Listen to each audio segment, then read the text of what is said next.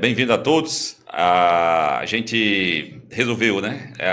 Nós, eu falo eu, Rodrigo, Gregório, professor, acredito que já com um tempo de trabalho ligado aqui à pecuária do estado do Ceará, no Nordeste, juntamente com dois colegas aqui presentes, né? O Carlos Eduardo, o Cadu e o Périx, com parceiros aqui já de longas datas. A gente veio trabalhando dentro de uma ideia e estamos aqui hoje lançando essa ferramenta, né, de ampliação do contato que a gente sempre buscou, sempre tentou realizar, né, de diferentes formas, né, eu falo, dependendo da área de atuação, né? Eu sou professor, às vezes a gente tenta, né, ajudar o produtor de uma forma mais direta, a maioria das vezes de forma indireta, né, através daqueles que por a gente passam enquanto pessoas, enquanto aluno, enquanto colegas, e os outros dois colegas aqui que trabalham mais diretamente com a produção, né, de pecuária, a parte de campo, né? E a gente, nas conversas que a gente sempre teve e tem quando se encontra, né, a gente acabou imaginando ser essa uma oportunidade para ampliar a nossa fala, no sentido daquilo que a gente gosta de fazer, que é conversar, né?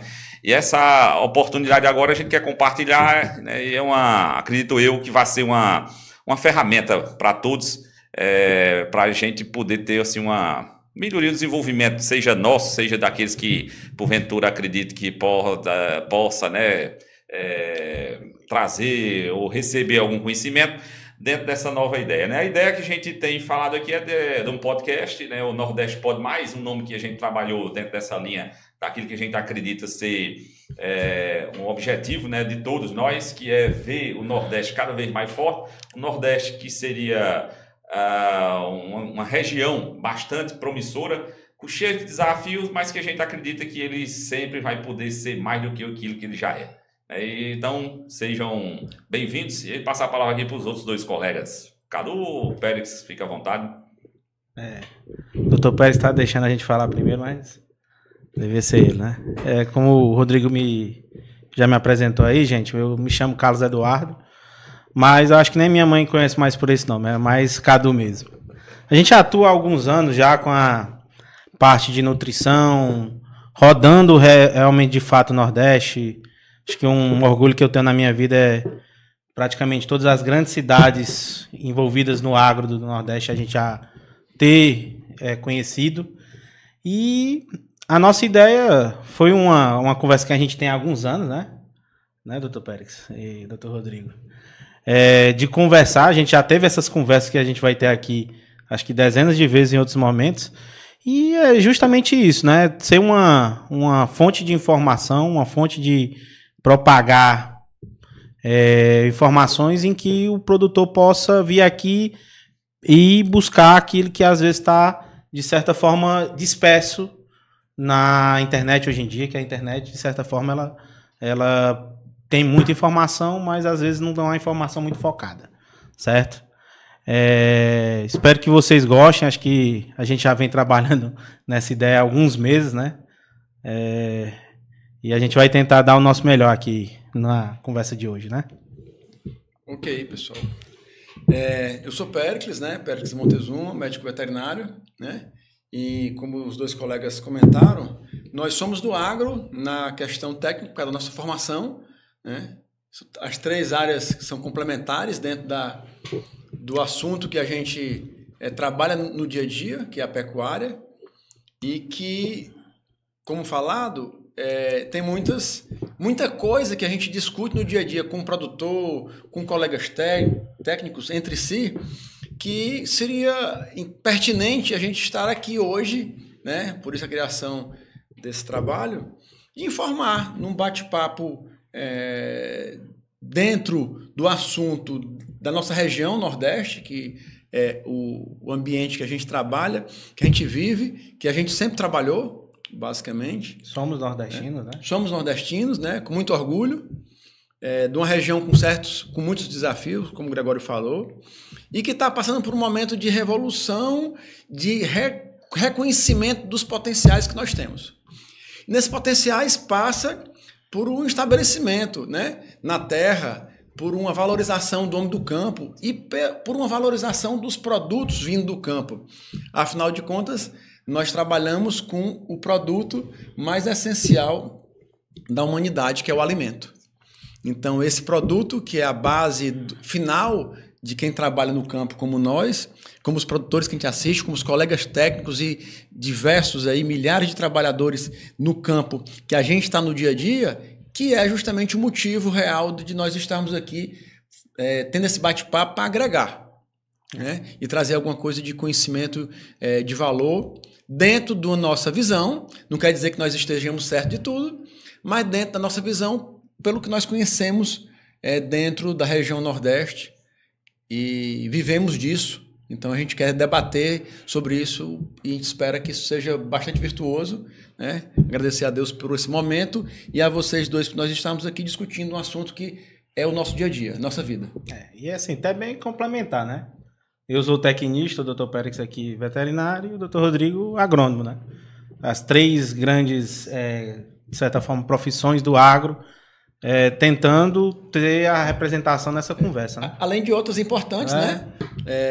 Dentro da área da agrárias, os técnico-agrícolas, os tecnólogos, outros profissionais, alguns que não têm formação na área, sim, mas são pessoas natas dentro das propriedades, né? Sim. A gente sabe disso, a gente trabalha e conversa com diversas pessoas que, se tivesse tido uma oportunidade melhor, estaria uma sumidade hoje no setor. E uma coisa, você tocando nesse assunto da questão das áreas, né, já talvez um ponto que a gente possa dizer de ser uma oportunidade para várias profissões que atuam, né, em outras áreas e que hoje a produção agropecuária, né, o meio rural, ela acaba sendo não vou nem falar do nicho, porque na realidade é muito grande.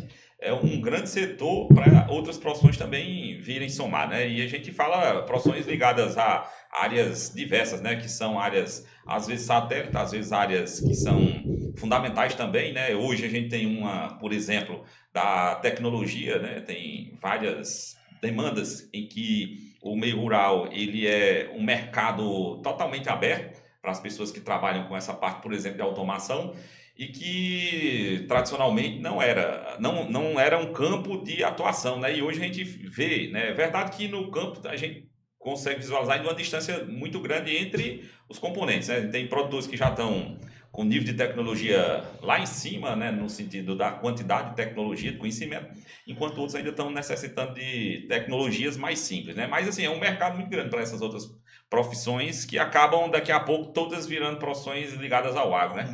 Marketing. Marketing. Foi muito bem lembrado esse aspecto aí que o professor Rodrigo comentou. Áreas afins, né, que não eram do agro. Sim.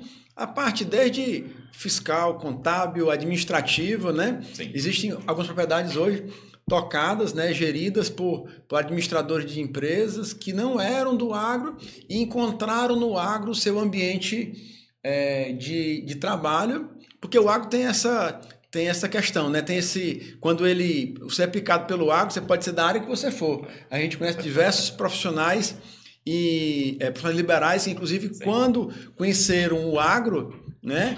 Pronto, o agro passou a ser a sua forma de viver, no caso do trabalho, e dividir o interesse dele, porque ele tem assim uma abrangência gigante e nos remete para nossas origens. Esse é o grande detalhe que o agro, por isso que o agro é tão atrativo. Ele nos remete ao passado e nos traz ao presente possibilidades no futuro que nós não enxergávamos. Certo. Isso aí. Uma coisa que a gente falando no começo da questão do Nordeste, né? E eu acho que era importante, lembrando aqui, a gente está falando do Nordeste, porém precisa ser feita aquele lembrete, né, do que é o Nordeste, né? Eu acho que seria um ponto agora para a gente falar que quando se fala em Nordeste, a gente tem alguns Nordestes, né? Que não é a mesma coisa, né? Não é a mesma coisa que passa na Não é praia, não, né? Dependendo da novela que está passando, o Nordeste é um, né? Então você tem aquele do Nordeste das férias, né? Que quando passa que as novelas, que são os clássicos, que era no litoral, na praia, então é uma imagem totalmente diferenciada daquele Nordeste que passava, por exemplo, das secas, né? Apesar de ser a mesma região, mas distintas formas de apresentá-la, né?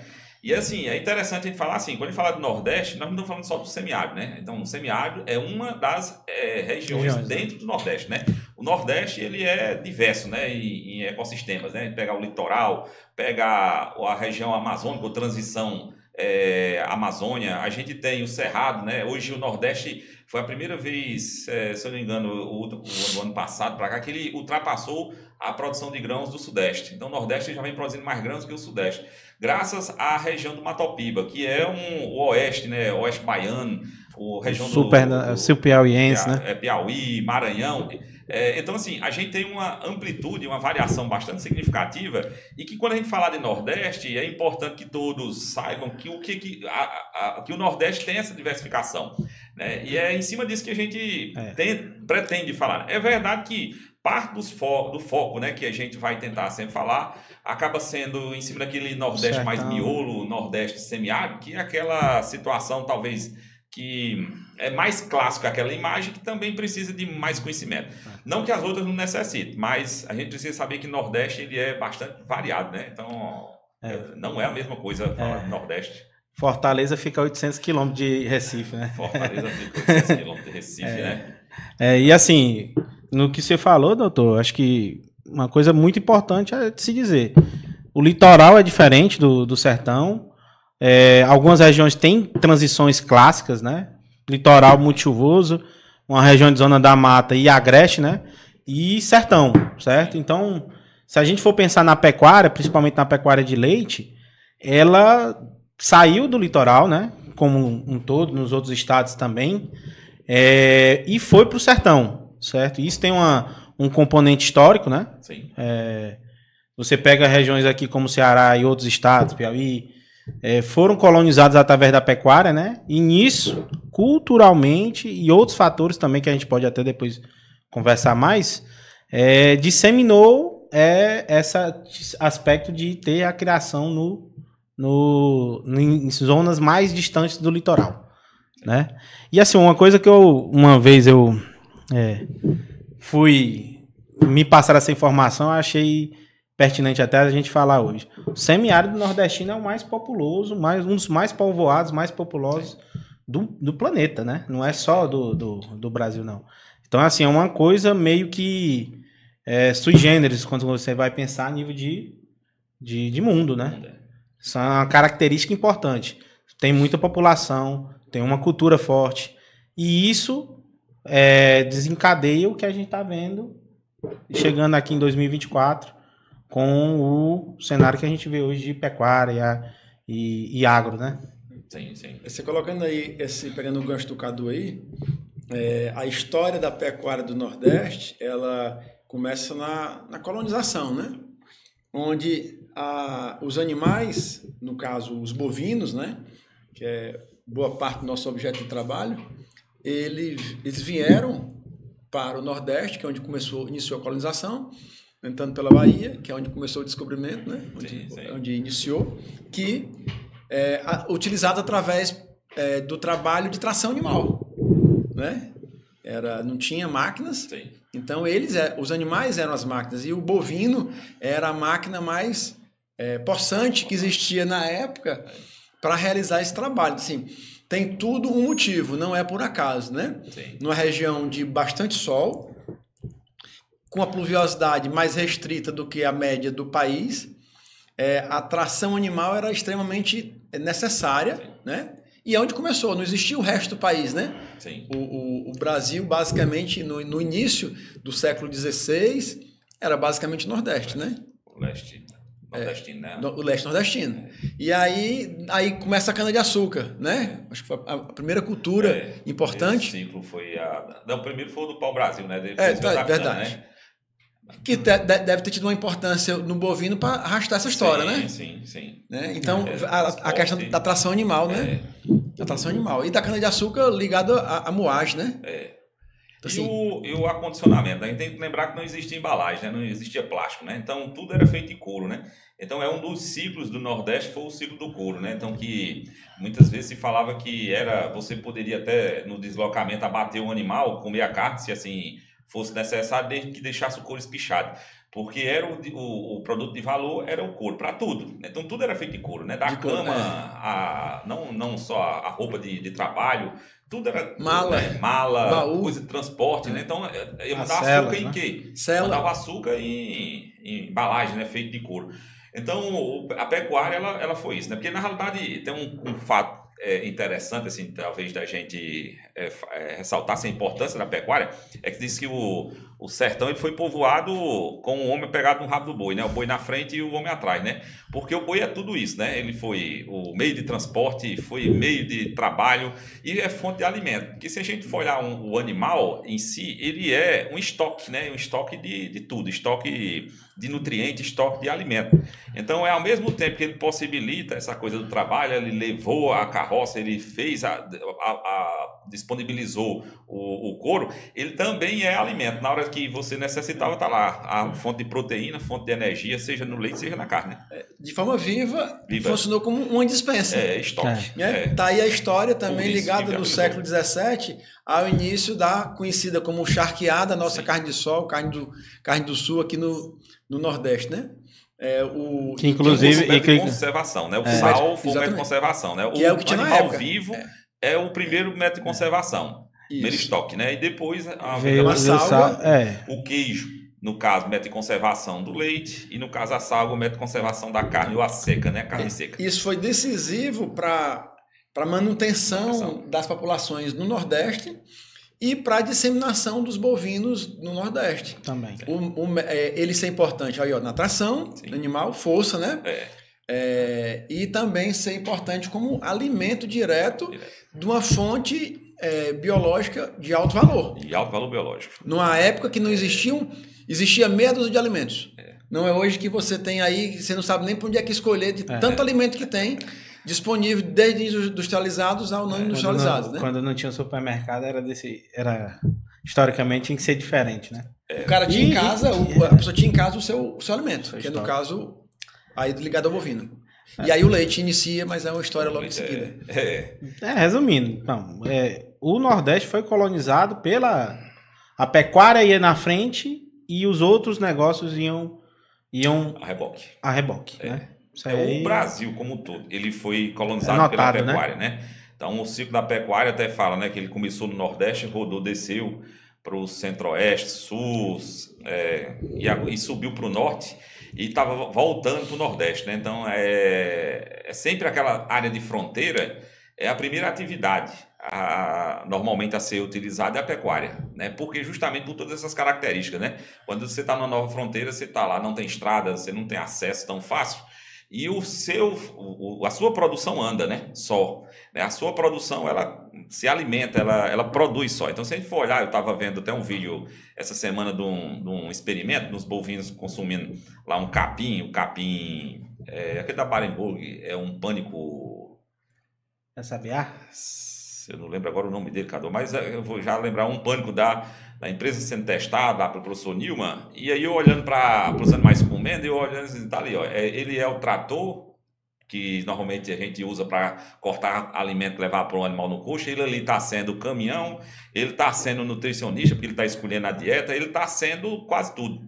Então, assim, o animal em si já é um meio de produção bastante eficiente, né? E é graças a ele que a gente está aqui hoje, né? O nordestino, a gente tem uma ligação muito forte com a pecuária, com o couro, né? A cor marrom do couro, aquilo do couro sempre remete a essa questão da nossa ligação e é importante demais falar da pecuária como um todo, né? E quando eu falo da pecuária, eu não estou falando aqui do bovino, mas a fazenda, né, nordestina, ela é uma fazenda pecuária, né? Tem lá a galinha, tem lá a ovelha, tem lá a cabra, tem uma diversidade de animais que são utilizadas para diferentes objetivos, né?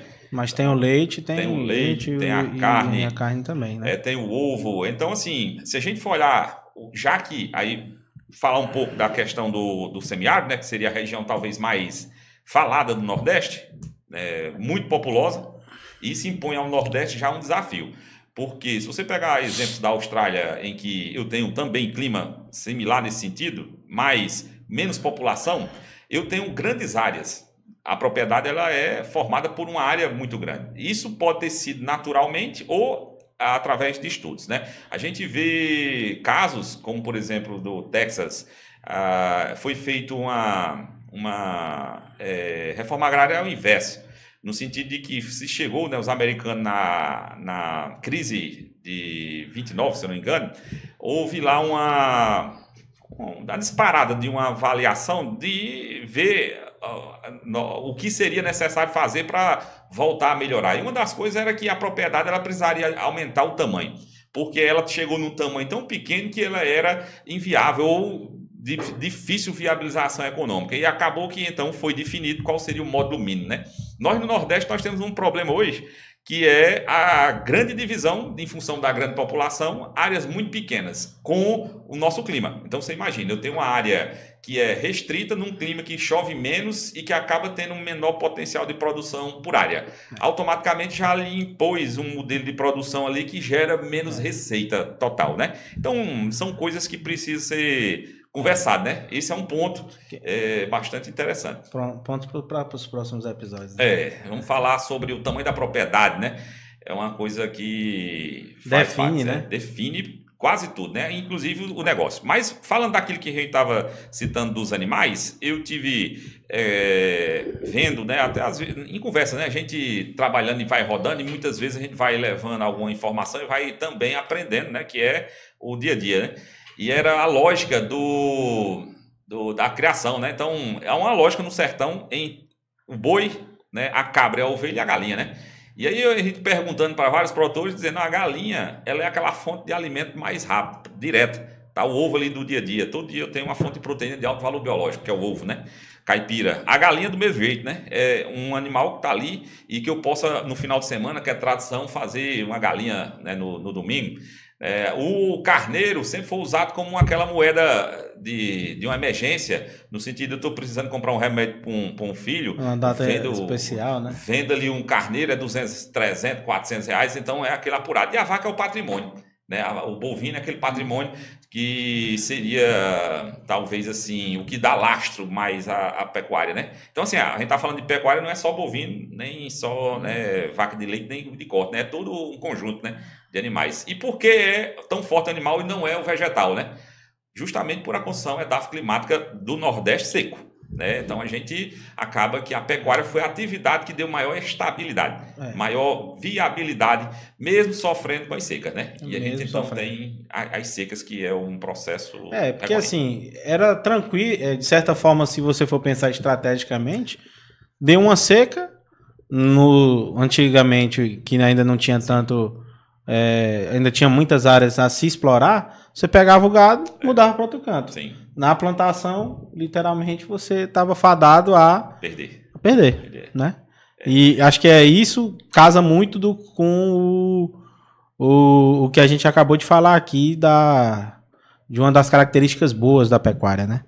E a característica principal que eu vejo, sabe, principalmente assim, dos ruminantes, dos bovinos, eles comem em sua maior parte da dieta, né? Não vai ser tudo, mas em sua maior parte da dieta ele come literalmente um produto ou um alimento de baixa qualidade, se a gente for comparar com os alimentos que nós, seres humanos, comparamos. Eu brinco muito no meu dia a dia de dizer que a vaca é um ser sagrado, né? E, inclusive em algumas culturas né? Sim. Por quê? Você pegar um capim, se for pegar a estrutura e fazer uma análise de capim, cara, o capim, ele é nutricionalmente muito ruim. O ser humano fosse se alimentar só de capim, iria ter algumas dificuldades de saúde. A vaca não, ela come isso, transforma dentro do sistema digestivo dela, que é adaptado para isso, e transforma em alimentos de alto valor biológico, como o senhor falou, o leite e a carne. Isso casa muito. Nós temos um ambiente mais difícil? Temos, mas teve um animal que teve essa capacidade de estar naquele momento, né? De entregar esse produto beneficiado, né? Então, você comentou agora uma situação que foi um dos motivos de eu ter me apaixonado pela pecuária. Na infância, eu tive contato com a da minha família, com propriedade rural, aqui próximo a Fortaleza, né? Em Aquiraz, e que eu achava fascinante ver uma vaca, um bovino, comendo volumoso, comendo forragem, comendo capim, quer seja no coxo, quer seja no pasto. E aquele animal eu via crescer, que eu tinha meu animal também, então eu via crescer e você acompanha, né? Via gerar um ou outro animal e via o animal produzir o leite que você consumia na forma de leite, na forma de queijo, basicamente na época. Então eu achava aquilo fascinante, é uma coisa interessantíssima. Eu não encontrava aquilo dentro do meu outro ambiente. E aquilo me fascinava. E a própria forma de alimentar do bovino, para quem curte a pecuária, para quem gosta da pecuária, e olhar uma vaca comendo forragem, ela come num prazer, numa satisfação, num nível de estresse baixíssimo, zero, que você fica ali oxigenado. Você se acalma.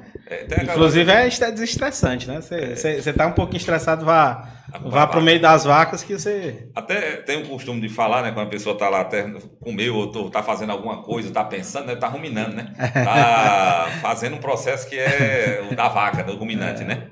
Nesse ponto, assim, achei interessante que eu tava vendo um material, lendo um dia desse, ele falando assim do papel do ruminante em todos os animais, né? Porque na realidade, se a gente for ver o ruminante, né, o animal que consegue comer esse vegetal, ele é aquele que faz o link entre o vegetal e o animal, os dois grupos, né? Animal e vegetal. Porque ele é aquele animal que consome aquele vegetal que tem baixa qualidade, né, ou baixo valor biológico, e viabiliza, por exemplo, a vida dela, né? E a partir dela, do ruminante, a toda a cadeia, né? Que aí vem os outros animais, os carnívoros, que vão viver, então, a partir desse animal. Então, ele é, depois da fotossíntese, se a gente for olhar, o organismo mais importante dentro daquilo que a gente pode dizer, né? Que a fotossíntese fixou a energia na forma do carboidrato e a vaca transformou aquilo em alimento de alto valor biológico. Quem está falando de alto valor biológico, enfatizando isso, porque muitas vezes a gente, quando fala de animal, né, a gente tem que mostrar os pontos que são ainda mais importantes, né? E essa questão não é só composição, né? Além da composição, densidade, disponibilidade, né? É chegar à célula, né? É aquilo que tem lá no quilo do produto a ser acessado pelo metabolismo do ser humano, que é isso que realmente vai fazer diferença, né? Então, assim, senhores, acho que é uma coisa que a gente podia também conversar um pouquinho, né? Acho que nesse episódio inicial, como a gente já falou do início, né? E como é que ficou solidificado agora, nesses últimos anos, 100, 200 anos para cá, chegando hoje, a pecuária? Uma coisa que, notadamente, eu sou um pouco mais jovem que vocês, né? Mas uma coisa que a gente sempre visualizou e é fato. O pessoal historiador, que conta muita história da pecuária, sempre teve um link entre o algodão, né? Sim. Inclusive, o algodão foi uma cultura que foi colocada a teste e não saiu um pouco do Nordeste, pelo menos esse Nordeste sertão. Hoje está começando a se desenvolver de novo na fronteira agrícola lá que a gente falou, do Mato Piba, né? Mas tem um link muito grande entre regiões de algodão e leite. Até hoje, se você for ver, onde se produzia muito algodão, se produz muito leite hoje. Você pega o Ceará, onde se produzia muito leite, muito algodão? Centro-Sul, Sertão Central, uma parte do Vale do Jaguaribe. Você vai para Pernambuco. Eu gosto muito de dizer que Pernambuco, Alagoas, até chegando um pouco de Sergipe, existe uma região chamada Vale do Rio Ipanema. Se você pegar esse nome desse rio, é onde está concentrada a produção de leite. E poucos anos atrás, 100 anos, 50 anos para trás, lá também tinha muito algodão. Caruaru se tornou um polo têxtil de venda de roupa por conta dessa cultura. O que é que vocês têm a dizer sobre isso aí? Sobre essa... Eu acho que o que o Cadu está remetendo aí é a questão das culturas que geram subprodutos que justamente encontraram no bovino, principalmente, uma saída, inclusive, ambiental, né? Não geram resíduos que não são alimento para uma boa parte da cadeia, mas que no bovino encontraram utilizador desse subproduto, que no caso o algodão aí, através da torta de algodão, dos resíduos de algodão, do caroço de algodão, né? Encontraram no bovino um caminho e ajudaram a ter um destino. E coloca o bovino numa situação que de ele utilizador e ele resolvedor, vamos dizer assim, solucionador de alguns problemas ambientais. Ele é colocado justamente como um problema na humanidade através de algumas vertentes aí da sociedade, e a gente encontra tecnicamente que é bem ao contrário, né? É bem ao contrário o que acontece, porque se ele tem esse destino de resíduos, né, de forma saudável, né, gerando alimento, né, sequestrando carbono através do uso da pastagem, né? Sim. E aí você tem aí, justamente ele é colocado como um vilão. E na verdade ele não é o vilão, ele é o mocinho desse ambiente, por causa que ele incrementa na sequência do sequestro do carbono, justamente dando positivo essa conta, o sistema. O bovino, na realidade, os ruminantes de maneira geral, principalmente o bovino, ele tem sido, assim, um objeto de ataque, né? De maneira bem declarada algumas vezes, outras vezes de maneira velada, indireta, tá. Mas a gente pega aqui, já existem vários dados. É verdade que a ciência, muitas vezes, ela corre atrás da informação. Aquilo que chega primeiro, né, na grande massa, ela não passou pelo crivo da ciência. Muito pelo contrário. Às vezes, o que está chegando são opiniões, né? E a gente costuma ver... Não é científico, é a sua opinião, né? O pior que muitas vezes é você ver um conhecimento de verdade, talvez... Quando a gente fala um conhecimento de verdade, não está dizendo que é a verdade absoluta, mas é aquilo que acredita diante daquilo que se tem de conhecimento atual, né? Então, assim, a gente sempre fala, a ciência, ela é um mal necessário porque é o que a gente tem para poder tentar entender o mundo. Mesmo não sendo elas plena do ponto de vista de saber de tudo. Né? Mas pior é quando a pessoa chega e diz, não, do meu ponto de vista, né, que é muito clássico. Hoje você pega assim, todo um arcabouço de estudo e que ele é questionado por uma opinião. Então, isso não existe. Né? Então, é um ponto que eu tinha esquecido de falar no começo, que a nossa ideia, né, era de trazer informações de verdade com um respaldo técnico, não do nosso nome só, de a gente tentar trazer aquela informação que realmente se encontra com base, né, sólida do ponto de vista de conhecimento. Então, olha, você pega, falando desse do algodão, quando o algodão, na realidade, foi um dos primeiros sistemas integrados, né? A gente fala muito de sistema integrado de produção, mas o algodão com boi, ele é o sistema integrado, pelo menos que eu conheço, mais antigo do Brasil. Porque era um sistema de produção em que não é aquele de dizer assim, tinha um negócio, uma roça ali com bagaço, eu botei o boi dentro. Não, existe uma lógica. Toda a lógica de produção. O algodão, o mocó, que era o perene. Então, veja, o algodão perene, que ele era feito manejo, o boi... Aquele arbóreo, né? Era o arbóreo. Depois da colheita, o boi era a roçadeira. O boi é quem pegava todo aquele bagaço, aquele material, aquela maçã que caiu, que podia ter alguma praga, aquilo que ficou para trás, o restolho, e ele consumia aquilo, limpava a área, que hoje é exigido, por exemplo, para dar, que quando for no mês de outubro eu tenha passado a grade, né? O boi era a grade, sem custo e melhor, produzia, fazia esse serviço, transformava aquilo ali em carne, em leite, né? E aí no próximo ano, quando chovia, estava lá o pé de algodão tosado, podado, e ele voltava agora a crescer novos ramos e produzir de novo, né? Então isso, claro, precisava de ter, eu não sou especialista no algodão, mas o que a gente estudou na história da cultura é que o bicudo foi dito como sendo o maior, talvez responsável pelo vilão, pelo acabar com o algodão, mas o algodão ele veio passando por alguns problemas, pelo que se fala na literatura. E o bicudo foi a gota d'água lá que acabou. E quando acabou isso, a pecuária ela entrou em declínio.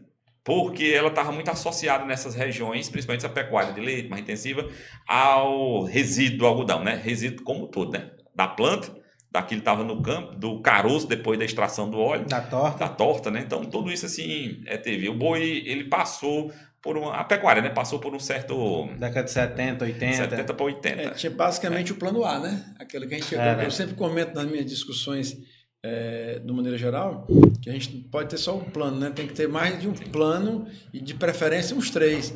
Porque se nós tivéssemos na época, década de 70 para 80. Para 80, eu vi isso acontecer lá em 80, já tinha essa consciência, esse declínio, e realmente foi, olha, se não tivesse uma vocação e o homem nordestino não fosse um forte que ele é, resiliente, né? Resiliente, e também ele tinha aquilo ali como o seu lastro familiar. Tinha acabado, né? Mas realmente teve uma pancada grande, né? E a gente sabe que hoje não é... A gente não pode ter só numa cultura uma só... Nós vamos discutir isso aí posteriormente, né? Sim. Que não existe só um meio, não existe só um caminho, não existe só um lado, sim, existem várias possibilidades dentro do... Você comentou aí, Rodrigo, que existem vários Nordestes dentro do Nordeste, né? Sim, sim. E, de fato, aí 3 Nordestes, pelo menos, tem aí classicamente, né? Tem. Pelo menos 3 ou 4. Né? Entre litoral, entre sertão, entre área que tem a vegetação mais densa, quase amazônica, né? De região amazônica, inclusive. Né? Então, tem muitas possibilidades. Uma conversa que eu tive com o Dr. Rodrigo há alguns anos atrás, né? Que eu achei interessante é que teve esse declínio do algodão, né? Ainda ficou alguma cultura do pessoal usar torta. Acho que depois pode até se falar um pouquinho sobre esse ingrediente, não é o dia aqui hoje, mas... E nos últimos anos, a gente vê dados concretos que a região do Brasil que tem se aumentado em maior percentual, por exemplo, leite, né? E gado de corte também, é o Nordeste. Por quê? Advento de algumas tecnologias, né? Uma conversa que eu e o senhor tivemos, rapaz, uns anos atrás, uma tecnologia simples que possibilitou essa questão, silagem. A tecnia da silagem, e isso possibilitou uma tecnia que já é utilizada há milênios, né? Sim. Milenar, foi introduzida bem. Hoje em dia você pega depois, principalmente da última seca, muito difícil uma fazenda que não pensa em plantar. Pode não estar fazendo no seu 100%. Mas o pensamento de plantar e conservar alguma coisa, todas, hoje em dia, têm essa ciência. E isso possibilitou, que foi um dos motivos, né? Não foi só esse, né? Tem melhora de genética, a gente vai falar depois também, né? Mas isso foi uma conversa que eu achei muito interessante naquela época. Uma decisão, uma tecnia bem empregada possibilitou esse aumento, né? Sim. O interessante, Cadu, essa questão da chegando silagem, de hoje, né? A gente falar de conservação de forragem, ela é uma técnica, né, um conjunto de técnicas bastante antigo, né? A gente aqui no Nordeste, a gente teve talvez assim, uma demora maior. Isso eu falo porque nos relatos ainda do período da coroa já se falava em reserva de comida. Eu vi um material do Ministério da Agricultura, lá do posto lá de Quixadá, de uns experimentos na década de 40, com silagem, plantando capim. A Sudene, na década de 60, ela trabalhou com várias possibilidades de fusão de tecnologia, de cultura, né? E só que nunca a gente evoluiu nesse sentido, né? A gente nunca evoluiu. Por quê? A gente não tem como responder 100% do porquê que não, se era já técnica conhecida, né? Eu acredito, e aí assim, pegando o período que eu venho vivenciando, que um dos grandes motivos nosso, ele, assim, se fala muito. Primeiro, é que o pasto nativo do Ceará, ele é muito bom, no sentido qualitativo, gratuito, ativo, natural, tá lá. Então, muitas vezes o produtor tinha o algodão, tinha esse resíduo, ele tinha outras combinações, né? Um animal mais rústico, ele acabava que conseguia vencer os anos, né? Dentro de um sistema de produção que existia com uma certa estabilidade, né?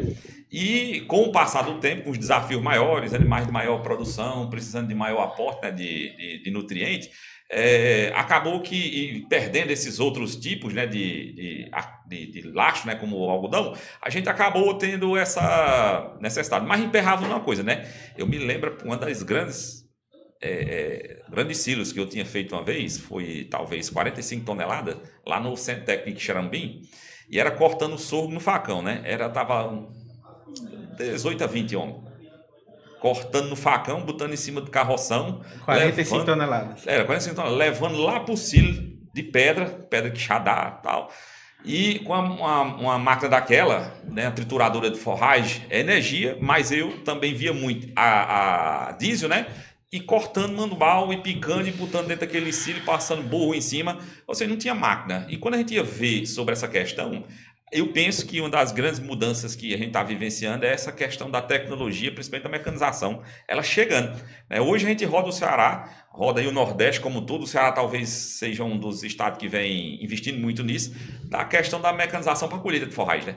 Então, todo canto a gente vê uma colhedora de forragem hoje, né? Uma ensiladeira, né? O pessoal fala, né? Então, acho que isso aí diversos tamanhos, mas diversos tamanhos. É uma técnica que vem. E por que essa técnica pegou, né? Porque dá resultado, né? Porque técnica para poder pegar tem que dar resultado econômico, né? Financeiro. Eu acho que tem um detalhe aí, pegando essa sua informação, que não evoluiu mais o Nordeste como um todo, porque a gente sempre, como a gente não tinha uma política para o setor bem definida para o Nordeste, porque é uma região com características próprias dentro do Brasil, nós sempre copiamos e colamos o que tinha no Sudeste, nessas últimas décadas, e o que tinha no mundo. O que a gente sabe, se a gente pegar o mundo geograficamente, a faixa que nós estamos, que é a linha do Equador, um pouco abaixo do Ceará, Maranhão, Piauí, dentro da linha do Equador, que pega, os outros estados que estão abaixo, mas dentro de uma característica tropical, a semiárido, mais boa parte mais para semiárido, né? Onde não casa com o que tinha de desenvolvimento tecnológico nos Estados Unidos, na Europa, né? E no sul do Sudeste, Centro-Oeste do país, que tinha outra característica edafoclimática. E nesse copiar-colar, aí não casava a raça, não casava alimento e casava a vontade do homem de produzir. Aí ficou aquela questão de tentativa, erro. Nesse meio de, resumindo, de tentativa, erro, muito produtor cansou, morreu e não teve sucessão, porque a família dizia: papai trabalhou tantos anos, vovô trabalhou a vida toda, acabou tudo com a pecuária. Sim. E aí passa a não ter aquela vontade de ter a pecuária. Só que, ao mesmo momento, pontualmente, algumas famílias bem-sucedidas no setor que conseguiram encontrar naquela propriedade as características, né, adequadas, aí desenvolveram e aí deixaram sementes. Tem sementes em todo o Nordeste disso daí. No Ceará nós temos algumas, né? E graças a essas sementes que foram deixadas por grandes homens que vislumbraram o negócio da pecuária. Aqui tem um grande exemplo da família Carneiro, né, no Ceará, que vislumbraram há décadas atrás o movimento do agro, né, numa região seca do Sertão Central, e, de uma forma geral, impactaram, né, juntamente com outras famílias, mas eles foram um dos grandes responsáveis, a disseminar essa pecuária com a resolução para o Nordeste, para o Ceará e para o Nordeste. E outras aí, a gente tem em Alagoas exemplos, a gente tem na Bahia exemplo. Tem. Mas que partiu dessas vanguardas de fazer alguma coisa com as características do Nordeste, encontrando solução. Mas falta assim, uma definição mais clara para isso, para nos dar um norte mais adequado. Que é justamente por isso que profissionais como nós três e outros que existem no Nordeste estão querendo rebuscar, revisitar esse assunto e tornar nos últimos anos essa possibilidade uma realidade. Isso é o fato. E isso foi a intenção dessa conversa aqui entre amigos, né? Acho que a gente falou de uma série de crises, né? O conhecimento antigamente era mais distante, né? Hoje, pelo contrário, Eu vejo que o conhecimento, ele tá muito... Se eu fosse fazer uma analogia, tem um livro de 100 páginas. Hoje é fácil você pegar o conhecimento até a página 2. É fácil. Eu vou lá na internet, quero produzir silagem. Será que o Périx falou sobre o algodão, o Rodrigo falou, o Cadu falou sobre o algodão é verdade? Aí vão lá, já verifica se a gente falou tá verdade. Mas o que eu vejo muito é o conhecimento ser lido até a página 2. E as outras 98 páginas, que podem ser a chave daquela tecnia, daquela tecnologia ser bem sedimentada. Isso, na minha visão, acho que é o grande propósito do nosso podcast aqui, dos episódios, e da intenção que a gente vem conversando, né? A informação tem muita. Rede social é impressionante. Hoje uma pessoa, para a gente conversar com 1000 pessoas, é impossível a gente fazer não sei se uma palestra grande que eu já fiz na minha vida foi de 100 pessoas. Uma live, né? Que a gente acompanha um pouquinho. Uma live pequena é de 2000.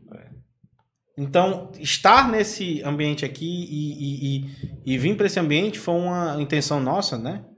Nossa aqui, de poder dizer pro cara do campo, olha, pode vir aqui que a gente vai ter uma informação com a tentativa e a intenção de ser mais correta o possível. Com a tentativa e a intenção, né? Essa questão da página 2, né? É um problema, eu diria, não só da nossa área, né? Tá geral esse problema dentro da educação, né? Porque, assim, é a superficialidade das coisas, né? É aquela pressa, aquela agonia de querer ver, fazer muitas coisas, né? Então, que os mais jovens hoje estão passando por uma situação ainda mais intensa, né? Então, muitas vezes, aquilo que a gente costuma brincar, o cara lê um folder e já acha que já está sabendo daquele assunto, né? Então, e te questiona. E ainda vem questionar mas tá aqui. Não, mas tá, botou aqui, eu digo, rapaz, mas o que é que está por trás desse folder, né? Porque assim, a gente tem que separar uma coisa, o que é a gente conseguir passar uma informação objetiva, clara, tá certo? Direta e que seja entendível por o público, porém que por trás tem todo um arcabouço técnico, científico de uma fala superficial sem lastro. Então, que é o que muitas vezes acontece, né? Então, é essa coisa e dentro de um formato de fala, né, de causar muito impacto, de tentar ali atrair pela agressividade, atrair pela aquela forma mais enfática de falar, né, que costumeiramente dentro do conhecimento a gente fala que quem mais arrisca é o mais inocente, né? Por não saber é que você muitas vezes arrisca até falar que sabe, né? Porque quem mais sabe que tem muito conhecimento e que muitas vezes é o que menos sabe. Porque tem consciência, né? Então o inocente arrisca, acha até que já sabe de tudo, né? Então isso é um problema sério dentro de tudo, da área nossa, estudante, né? Fora as ferramentas que a gente vê hoje, e que a gente fala que o conhecimento está mais próximo, na minha avaliação, o conhecimento está cada vez mais distante. Na realidade, a gente está mais próximo do uso, tá certo? Mas do conhecimento, não. O conhecimento de como faz aquilo, na caneta, daqui, como é que eu calculo, está cada vez mais distante. Então, cada vez menos pessoas sabem de verdade. A maioria agora está tendo acesso ao resultado, porque ele tem um aplicativo. Quem fez foi o aplicativo. Eu até brinco com os alunos que eu digo, não, se for para perguntar para o computador, eu pergunto a ele, pergunto para você não. Eu quero saber o que você fazer aqui na mão. Aí você está mostrando que sabe. Então, o conhecimento está mais distante. Ele está se concentrando na realidade do conhecimento, né? E isso é uma coisa que a gente tem consciência e falar, porque os nossos colegas, né, em formação e outros que já estão formados, precisa ter aquela consciência, tem que ler. Não tem jeito de aprender de outra forma, é lendo várias vezes. O estudo é repetição, né? Seja produtor, seja técnico, tem que ler e saber o que tem por trás. Se você não souber explicar o porquê daquilo que você está dizendo, então é porque você não está ainda com informação suficiente. Tem muita informação de tudo. Acesso. Acesso na palma da mão. Hoje toda pessoa tem. O pessoal do campo já usa o acesso à informação. Aí digita lá a informação ABC, tem aquela primeira página ali, que é o caso da primeira e segunda página. Rapaz, é isso aqui. E o desdobramento não é por aí, né? Não. Com isso, faz com que pessoas que não são do setor, muitas vezes ligada outros interesses aí. Outros interesses, né? No caso, alguns artistas que nunca souberam, como se diz aqui no Nordeste, nunca plantaram nem mão no pé do vidro, Não como se diz. Uma cunha na enxada. Aí dão opinião sobre o agro. Porém, eles tem um desses aí, estava vendo um dia desse, essa semana, tem 1/3 de seguidores da população brasileira. Muita gente. Gente, e aí, infelizmente, essa pessoa, não vou nem dar a pista quem é, mas... Sim. Não, doutor. Diga não. Faz opiniões sobre o agro sem nunca ter feito nada por ele, mas influencia uma massa gigante. Em contrapartida, nós do agro estamos ainda engatinhando numa organização, Sim. como essa daqui, agora, para informar as pessoas do setor, basicamente, que nós precisamos nos manifestar, porque a nossa fala não é de mentira, a nossa fala é verdadeira. De vivência, né? É de vivência, e nós trabalhamos com um item da humanidade que é essencial, alimento. E muitas vezes a gente não se comunica, eu falo, nós profissionais, os proprietários, os trabalhadores, toda a cadeia, direto ou indiretamente, não se comunica para dizer que aquilo que se faz é verdade, que aquilo que se faz dá bem-estar, que o alimento que a gente tem no campo, que a gente está comentando, leite, laticínios, carne e os diversos, é que sustentam a humanidade. Ponto. E você se alimenta. Eu digo isso para meus filhos, tenho 2 filhos pré-adolescentes, e a discussão deles muita coisa que vem da escola é anti-agro. Quando eu vou estudar com eles geografia e história comigo, lá em casa. Aí eu vou estudar com eles no domingo para ver alguma coisa, no sábado, no final do dia, ou num dia à noite que eu esteja em casa, mas a fala é para massacrar o agro. Eu imagino, aonde é que o povo que fala disso aí vai se alimentar no futuro? Sim. É preocupante. Uma coisa que a gente vê, a fala, né, Pérez, ao mesmo tempo, sem o conhecimento, né, é bastante interessante a gente também tocar nesse aspecto, que é a questão ligada a tudo que é alimento, ele vem da produção agropecuária. Tudo, né? Tudo. Então, se a gente for olhar, pessoal, eu não vou comer carne, vai ter que comer proteína, não vai? Vai vir de onde essa proteína? De uma soja. Tá certo? Então, se a gente for olhar, a gente tá na disciplina lá de grandes culturas, né? Até brinco com os alunos, né? E assim, quando pega grandes culturas, né? Aí, por que o nome da disciplina é grandes culturas? Aí tudo fica sem, né, dizer lá. E por que são grandes áreas? E por que são grandes áreas? Porque precisa de muito. Porque todo mundo come aquilo. Então, quando a gente vai ver o que a gente come, se a gente fizer um exercício, a gente sempre fala, não, pois tá bom, pega aqui, faça um exercício, pegue o que você come durante o dia e vamos ver o que é que tem dentro. Vamos ver dentro do alimento que você consome, o que é aquele alimento, é feito de quê? Mesmo que seja ultraprocessado, vai estar sendo feito de alguma origem.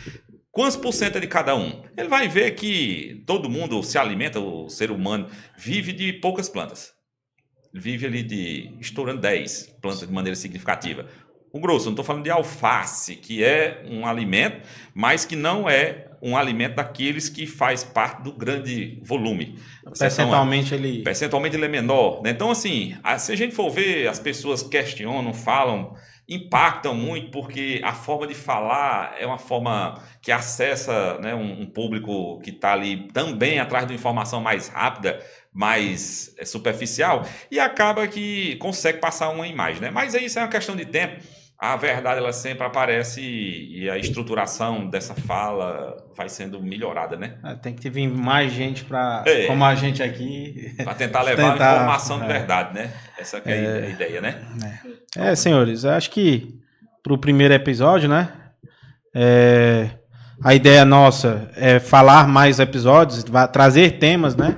Esse é um episódio de apresentação, né? E os próximos episódios a gente quer trazer temas que sejam, de certa forma, do cotidiano, tanto para quem esteja iniciando na pecuária, como para quem já está há muito tempo na pecuária. Acho que é um objetivo nosso aqui desse podcast, né? São certeza. A gente vai trabalhar aqui na ideia da próximo encontro, né? O próximo tema, a gente vai tentar trazer sempre informações, como a gente falou, da forma mais clara e segura possível. E a gente pede, né, sempre que seja divulgado essa ideia, né, repasse para os amigos, para que a gente possa, então, levar e trazer, né, mais debates, mais pessoas envolvidas, para que a gente possa contribuir de uma forma mais significativa, né? Bom, eu me sinto satisfeito e honrado por ter discutido o assunto do nosso trabalho do dia a dia aqui. Acredito que as pessoas vão gostar dessa nossa conversa, né? Que é realmente de um assunto do nosso dia a dia e traz aqui tema do campo de uma forma clara para o produtor, para o técnico, para quem circunda, e que isso reverta, né? Na economia do setor, para que a gente possa deixar o setor mais forte, né? Uma economia mais forte e a sobrevivência, não só a sobrevivência do homem do campo como um todo, como nós, né? Mas sim a gente chegar a patamares mais adequados com o que a gente pode entregar ao campo. Então, parabéns aí para vocês, para nós aí por esse primeiro episódio. Achei e vamos que em foi bastante frente. proveitoso. Beleza. Obrigado.